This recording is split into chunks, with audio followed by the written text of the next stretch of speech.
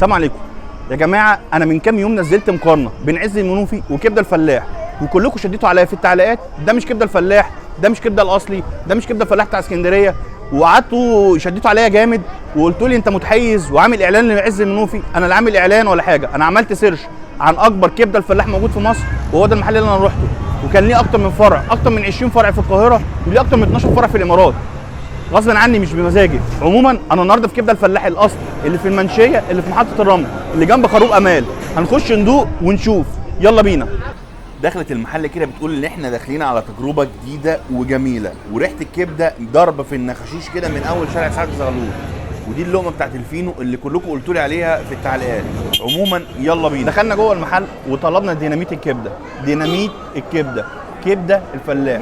تعالى بقى اوريكم هنا السندوتش عامل ازاي. هنا الرغيف بينزل على نصين، والحشو بتاعه كبده بس، مفيش اي حاجه تاني غير الكبده. وزي ما انتم شايفين هنا الكبده شرايح زي ما انا قلت في الفيديو اللي فات، مختلفه تماما عن الكبده اللي احنا كلناها قبل كده.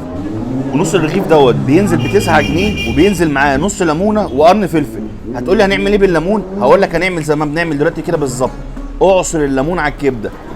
يلا بينا ندوق مع بعض.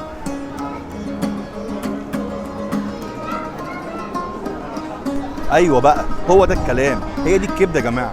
فلاح محطه الرمل رقم 1 في الكبده في مصر.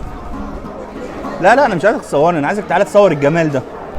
اهم حاجه ما تنسوش تعصروا نص الليمونه مع القرن الفلفل المتين، هتاخد السندوتش بتاعك في حته تانية تماما. ده بقى يتاخد على نصين كده، واحده واحده يا عظمته. بس اقول لكم ايه من الاخر، عذرا لاي محل كبده الفلاح في مصر، مفيش غير كبده الفلاح واحد بس اللي في محطه الرمل، هو ده اصل الكبده في مصر.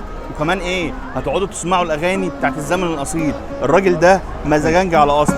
اظن كده احنا قفلنا ليفل الوحش، بتاكل كبده من احلى محل في اسكندريه وبتسمع اغاني سيد درويش. مش محتاجين غير حاجه واحده بس، كوبايه خروب من عند امال. كوبايه خروب كده تكون مشبره ومتركزه، وما بيعملش كده غير خروب امال اللي في محطه الرمل في شارع سعد زغلول. لا تقول لي بقى كليه تجاره ولا كليه حقوق. سلام.